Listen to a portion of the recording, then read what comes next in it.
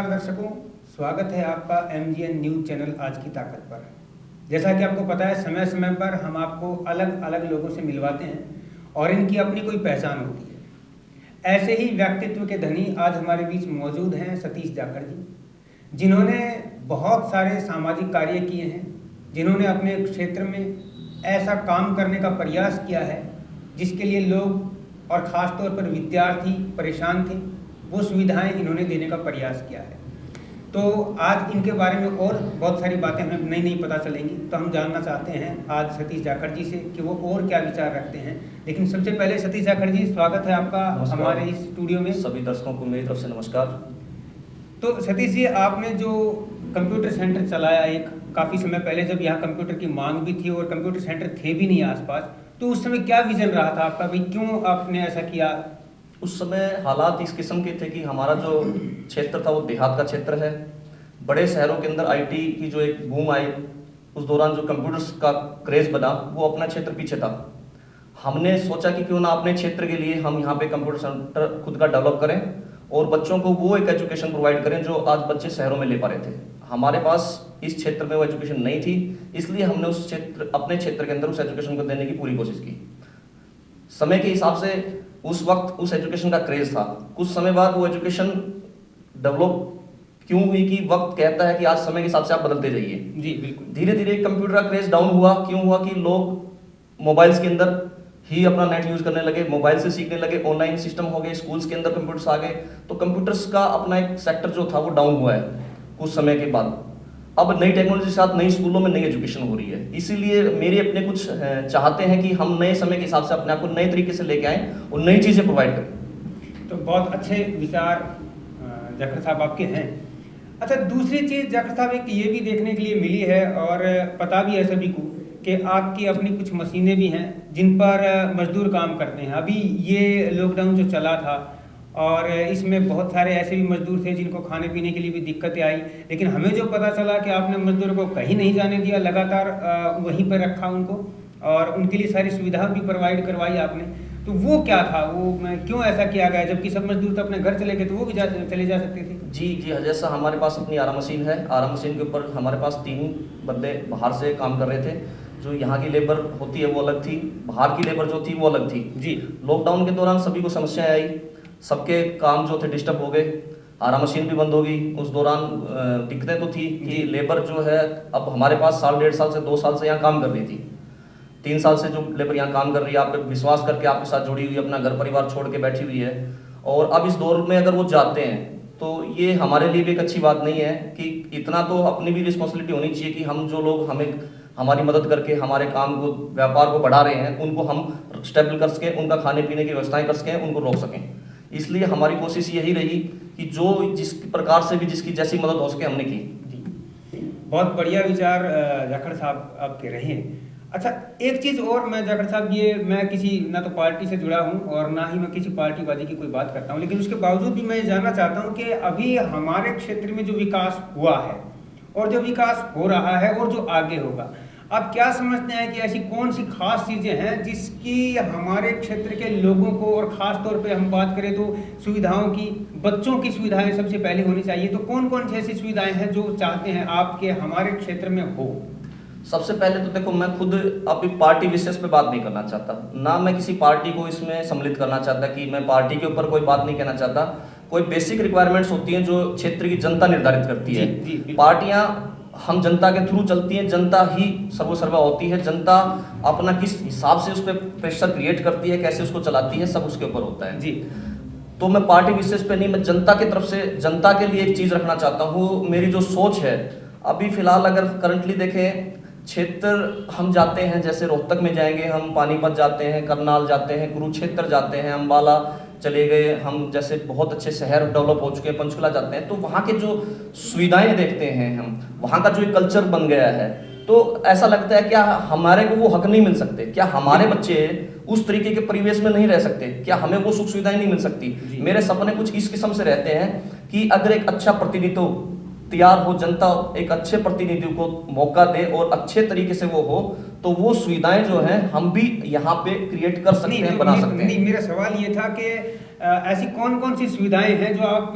समझते हैं कि हमारे क्षेत्र में भी ये सुविधाएं मिलनी चाहिए लोगों को? जैसे इसमें आप ये देख के चलिए, जैसे कि कोसली स्टेशन एक समय की बात थी जब कोसली स्टेशन का एक नाम था। बहुत पुराना एक कस्बा है, बहुत पुराना गढ़ है। यहाँ पे बहुत सारे ऐसे परिवार हैं जो जिसके घर में सारे आर्मी के अफसर लोग हैं। बहुत पुराने पुराने मतलब परिवार, बड़े बड़े परिवार यहाँ हैं, राजनीतिक घराने भी हैं जी। पश्चात इसके फिर भी ऐसी बहुत सारी रिक्वायरमेंट्स इस कस्बे में ऐसी रही हैं। आप देखेंगे कि अदर बहुत सारे आसपास के कस्बों से भी हम कंपेयर करेंगे हमारे कस्बे को, तो हमारा कस्बा आज भी बहुत नीचे है। बहुत सारी ऐसी रिक्वायरमेंट्स हैं। आज अगर हम बात करें कि अगर देखा जाए तो हमारे पास एक पार्क नहीं है। पार्क नहीं है, तो ये भी एक जरूरी सी चीज है, बेसिक आवश्यकता है, नीड है लोगों की कि भाई पार्क तो होना ही चाहिए ताकि बच्चे भी वहाँ खेल सकें और लोग भी जो है वहाँ घूमने के लिए फिरने के लिए जा सकें। जी, एक तो आपने पार्क बताया, दूसरा कोई? जैसे इसी में एक चीज़ मैं आपको कहना चाहूँगा, पार्क का एक सिस्टम क्या है। देखिए बहुत सारे लोग ऐसे हैं जो आज अपने स्वास्थ्य को बचाने के लिए सुबह शाम मॉर्निंग वॉक करना चाहते हैं, घूमना चाहते हैं, लेकिन इन सुविधाओं को देखते हैं कि यहाँ हमारे कहाँ सुविधाएं हैं, घूमना कहाँ जाए। रोड पे घूमना आज अच्छा नहीं है क्योंकि पता नहीं किस किस्म का ट्रैफिक कैसे कैसे चल रहा होता है, कोई भी हादसा हो सकता है। फिर अपन अनाज मंडी के अंदर देखते हैं कि बहुत सारे लोग कोसली के अनाज मंडी में घूम रहे होते हैं, लेकिन अनाज मंडी में अनाज काफ़ी टाइम तक रहता है, वो भी वहाँ पे नहीं बन पाती बात। अनाज वहाँ पर बरसात के दिनों में सिड़ भी रहा होता है, आदमी नहीं जा पाता वहाँ पे। एक बेसिक अगर एक पार्क होगा तो ऐसे बहुत सारे लोग हैं जो घूमना चाहते हैं बट निकल नहीं पा रहे। पार्क के बहाने उनका आना जाना, घूमना फिरना शरीर के लिए सोच सकते हैं। दूसरी चीज़ जैसे हमें नज़र आती है कि हमारा क्षेत्र में सबसे बड़ी जो रिक्वायरमेंट्स, हमारा जो अपना बाजार है, उस बाजार के लिए अगर आप देखेंगे तो एक समय पहले इस बाजार के अंदर बहुत रौनक थी। समय को देखते हुए ये बाजार धीरे धीरे डाउन डाउन डाउन जाता जा रहा है। आज इस बाजार में ग्राहक नहीं है, वो ग्राहक शिफ्ट हो गया है, कोई दादरी, कोई झज्जर, कोई रेवाड़ी। यहाँ का बंदा रेवाड़ी जाके परचेजिंग करके मतलब रेवाड़ी आने जाने का खर्चा वहन कर सकता है, वो ज़्यादा पैसा इस चीज़ पे लगा लेगा आने जाने पे, लेकिन यहाँ से वो नहीं कर पा रहा क्योंकि इस बाजार में बहुत सारी कमियाँ हो चुकी जी। जैसे आपने देखा होगा कि कुछ समय पहले एक व्यापारी थे अपने जो महेश के नाम से है, उनकी दुकान है सुनार की, उनके साथ एक वारदात हुई थी। उनके साथ जो थे बदमाशों ने उनके कुछ गहने और पैसे छीन लिए थे रास्ते में गन पॉइंट पे। ऐसे ही एक व्यापारी से और ऐसी वारदात हुई थी। इन वारदातों ने थोड़ा सा व्यापारियों को भी डराया है। बाहर के लोग जो आना चाहते हैं बाजार में वो खुद डर रहे हैं कि जब यहाँ की दुकानदारी सुरक्षित नहीं है तो हमारे साथ भी कोई हादसा हो जाएगी, कोई गारंटी नहीं है। तो एक तो ये सुरक्षा हमारे बाजार की कमजोर कड़ी है। सेकेंडरी इसी में जैसे ये पंचायत अपने लेवल पे सोचे या पंचायत को सोचना चाहिए था या फिर प्रशासन को भी सोचना चाहिए था कि आज तक इतना कुछ होने के पश्चात लोग यहाँ बैठे भी थे धरने पे, उसके पश्चात भी यहाँ एक भी सीसीटीवी कैमरा कभी आज प्रशासन ने नहीं लगवाया है, ना तो सीसीटीवी कैमरा दिखे हमें। एक बाजार की गुणवत्ता के लिए उसका सफाई, जो उसकी व्यवस्था के लिए सफाई का जो एक सिस्टम है वो यहाँ बिल्कुल ही खत्म है। आप इसको मान के चलिए, हमें यहाँ कोई भी किसी भी जगह पूरे बाजार में कोई कूड़ादान आज तक नजर नहीं आया जी। तो इसका मतलब ये हुआ पार्क के साथ साथ हमें बाजार की सुरक्षा और बाजार में सीसीटीवी कैमरे के साथ साथ बाजार में सफाई भी चाहिए। तो सबसे बड़ी बात ये भी है कि वास्तव में एक बेसिक नीड होती है हर जगह की कि वहाँ पर सुरक्षा व्यवस्था तो सबसे पहले होनी चाहिए। अच्छा, इसके अलावा सतीश जी जैसे आपने बताया कि भाई बुजुर्ग भी हैं, बच्चे भी हैं, वो खेलने के लिए या घूमने के लिए भी जा सकते हैं, तो इस बारे में मेरा सवाल ये रहेगा आपसे, क्या समझते हैं कि ये काम यानी पार्क बनवाना या सुरक्षा व्यवस्था को लेकर या सफाई को लेकर या बच्चों के घूमने की जगह से लेकर या जैसे बुजुर्ग कोई निकल रहे हैं सड़क से और उनके बैठने की व्यवस्था को लेकर और ख़ासतौर पर मैं बात करूँ जैसे गर्मी के दिन होते हैं तो पानी की व्यवस्था को लेकर, क्या समझते हैं कि ये कदम इन व्यवस्थाओं को सुचारू रूप से बनाने और व्यवस्थित करने के लिए किसको उठाने चाहिए आपके हिसाब से? मैं जैसे कि आपको पहले ही कह चुका हूं कि मैं इसमें राजनीतिक पार्टी को सेकंड नंबर रखूंगा। बात नहीं कर रहे हैं, मैं समाज के दृष्टिकोण से किसी भी चीज को मैं बाद में लेके चलूंगा। मैं पहले इस चीज को लेके चलूंगा, जनता जब तक जागरूक नहीं होगी हमारी तब तक हम इस चीज पे काम नहीं कर पाएंगे। जनता को जागरूक होना होगा। देखिए, एक मजबूत पंचायत चाहे अपने उस गांव के लिए, अपने क्षेत्र के लिए कुछ भी करा सकती है जी। अगर वो जागरूक पंचायत है और वो क्षेत्र की जनता जागरूक है तो वो सब कुछ करा सकती है। तो इसका मतलब ये हुआ कि सबसे पहले जनता यानी आम लोगों में, समाज के लोगों में जागरूकता होनी चाहिए और उन्हें अपने अधिकारों का पता होना चाहिए, अपने हक का पता होना चाहिए कि हम जो भी कर रहे हैं उसका परिणाम, उसका फल क्या होने वाला है। इस चीज़ को जानने के बाद और अपने अधिकारों को समझने के बाद ही हम अपने क्षेत्र में सुविधाएं मुहैया करवा पाएंगे। क्या यही कहना चाहते हैं आप? जी बिल्कुल, मैं यही कहना चाहता हूँ। जैसे कि आपको भी अभी संज्ञान में बात आ चुकी होगी कि अपने सरपंची के इलेक्शन आने वाले हैं। मैं लोगों से आपके चैनल के माध्यम से मैं अपील करना चाहता हूँ कि आप फिर से सरपंच के चुनाव में फिर से वोट डालने जा रहे हैं, 5 साल के लिए किसी भी चेहरे को फिर से चुनने जा रहे हैं। कोशिश कीजिए कि आप एक ऐसे चेहरे को चुने जो आपके लिए मेहनत करने को तैयार हो, जो आपके लिए सच में संघर्ष करना चाहता हो, जो क्षेत्र के लिए लड़ना चाहता हो, अपने हित के लिए ना लड़ना चाहे, वो क्षेत्र के लिए, जनता के लिए कुछ करना चाहता हो, उस तरीके के आदमी को चुनना होगा। उसमें आपको ये भी देखना है कि कौन सरपंच का उम्मीदवार आपके पास कैसा आ रहा है, पास उसको प्रमोट करने के लिए उसके साथ आने वाले चेहरे कौन लोग हैं, वो किस किस्म के लोग हैं जो जिस सरपंच की वोट मांगने आपके पास आ रहे हैं। आपको यह भी जानना क्या हक बनता है कि जो सरपंच उम्मीदवार अब यहां से उठ रहा है, उस सरपंच उम्मीदवार का व्यवहार आज से पहले क्या था, सरपंची के इलेक्शन आने से पहले उसका व्यवहार क्या होता था, और अब सरपंची के इलेक्शन आने के बाद उसका व्यवहार क्या हो गया तैयार, कि ये सब चीजें जनता जानती है, जनता जनार्दन है, उनको सब दिखता है। जो बनावटी दिखावटी अभी अपने एटीट्यूड को चेंज करेंगे या बदलाव करेंगे, उनसे बचने की कोशिश करनी है। मिल बैठ के एक संगठन बनाइए, सभी युवा साथी अपने जो भी हैं, जिसमें अपना व्यापार मंडल के लोग भी हैं, कॉलोनी से अपनी कॉलोनियां हैं उनके लोग भी हैं, जो अध्यापक वर्ग है वो भी है। बैठ के व्यवहार से सारे मिल बांट के एक सुनिश्चित कीजिए कि हमें इस बार 5 साल किसी को बेकार के नहीं यूज होने देने हैं। इन 5 सालों में पिछले 15 सालों तक का भी हमें काम करवा देना है। जी, इसका मतलब ये हुआ, आप कहना ये चाहते हैं कि हमें उम्मीदवार के चेहरे को नहीं देखना है, उसके कार्यों को देखना है। यानी हम कार्यों को वोट दें, चेहरे को नहीं। यानी वो रिश्तेदारी से संबंधित जो बात होती है उनको एक तरफ रखते हुए, और हमें केवल उन लोगों को चुनना होगा जो समाज के लिए कुछ करना चाहते हैं, जो समाज के लिए संघर्ष कर सकते हैं, जो अपने क्षेत्र के लिए कुछ कर सकते हैं, ऐसे लोगों को हमें चुनना होगा।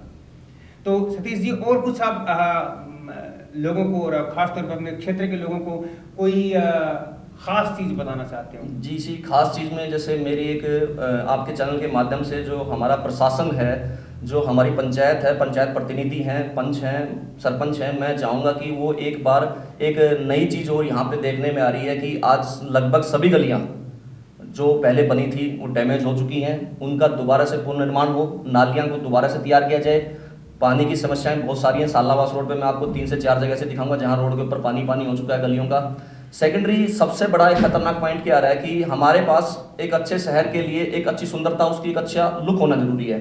बड़ी छोटी छोटी गलियां हमारी बनी हुई थी, लेकिन लोग मकान जो हैं उनके आज छत्ते देखेंगे आप तो वो करीबन 4 से 5 फुट बाहर निकाल चुके हैं। दोनों साइडों से निकाल के गलियों को अवैध कब्जों ने दबा लिया है। वो गलियां चौड़ी होने के बाद भी बहुत ही बुरी तरीके से ऐसा लग रहा है कि ये तो बहुत ही भीड़ी गली है। उन्होंने ऊपर से भी निकाला, नीचे से भी निकाला, यानी गली में ऐसे हालात हो गए हैं, एक दूसरे को एक दूसरा आदमी गाली तो दे रहा है अंदर अंदर कि आप ये अवैध कब्जा कर रहे हैं, लेकिन कार्रवाई कुछ नहीं होती। सरपंच भी को भी इस मामले में देखो थोड़ा बुरा तो होना पड़ता है। आपको जनता के हित में चलना चाहिए, आपको पूर्णतः एक अपने पक्ष में ना सोच के सब चीजों को देख के करना पड़ेगा। तो ये अतिक्रमण का मामला जो है ना गलियों में हो रहा है, मैं चाहता हूं कि इस पे भी कार्रवाई हो। ये जो अवैध छज्जे बन गए हैं और जो लोगों ने गलियों में अवैध अपने जो बाहर तक के बना लिए हैं गेट, उनको प्लीज इन पे ध्यान दिया जाए और इस पे प्रशासन जरूर सख्त कार्रवाई करे। बिल्कुल, तो ये भी जरूरी चीज है कि अवैध कब्जे, और ये सीधी सी बात तो ये भी है कि जो अवैध कब्जे होते हैं ये कहीं ना कहीं हमें ही दुख देते हैं, हमें ही परेशानी देते हैं। तो सतीश जी, आपका विजन क्या है? आप समाज के लिए क्या नया करने के लिए आप प्रेरित हैं या प्रोत्साहित हैं, और वो क्या कार्य ऐसा है जो आप समाज के लिए करने जा रहे हैं अभी भविष्य में? मैं अभी एक नया सामाजिक कार्य जो मुझे नज़र आ रहा है मैं उसमें करना चाहता हूं, क्योंकि आज अगर देखें हम तो आज हमारा आदमी, मैंने एक छोटा सा देखा है तरीका, आज कोई भी गरीब कन्या है या कोई पैसे वाले का है, आप हर इंसान 100 रुपया करीबन आप मान के चले कन्यादान अपना वहाँ पे डालता ही है। जी बिल्कुल। अभी मैं एक सामाजिक संस्था शुरू करना चाह रहा हूँ अगले 10 से 15 दिनों के अंदर, जिसमें हमने क्या प्लान किया है, उस सामाजिक संस्था के तहत हम लोग जो भी गरीब घर की बेटी है जिसके बाप अभी नहीं है, साथ उनके जिंदा नहीं है, या माँ है पर वो बहुत गरीब हैं, या गांव से कुछ चुनिंदा जो भी मैन गांव के हैं बड़े बूढ़े, वो ये डिक्लेयर करते हैं कि ये परिवार जो है ये आर्थिक तौर पे कमज़ोर है, यहाँ कुछ हेल्प की जाए। तो एक संस्था हम बना रहे हैं, जिस संस्था का हमारा टारगेट क्या रहेगा कि हम उसकी स्टार्टिंग तो जो भी है 100 के करीबन आदमियों से करना चाह रहे हैं कि 100 आदमी इस संस्था के सदस्य हों। हमारा दूसरा स्टेप ये कि हम कम से कम दूसरे स्टेप में 1000 आदमी को संस्था के साथ जोड़ना चाह रहे हैं। जो क्षेत्र के 1000 लोग होंगे वो इस संस्था के साथ हमारे साथ जुड़े, और उसमें एक छोटे से उदाहरण से मैं एक समझाना चाहता हूं कि एक छोटी सी पहल और बहुत बड़ा एक रूप बना सकती है।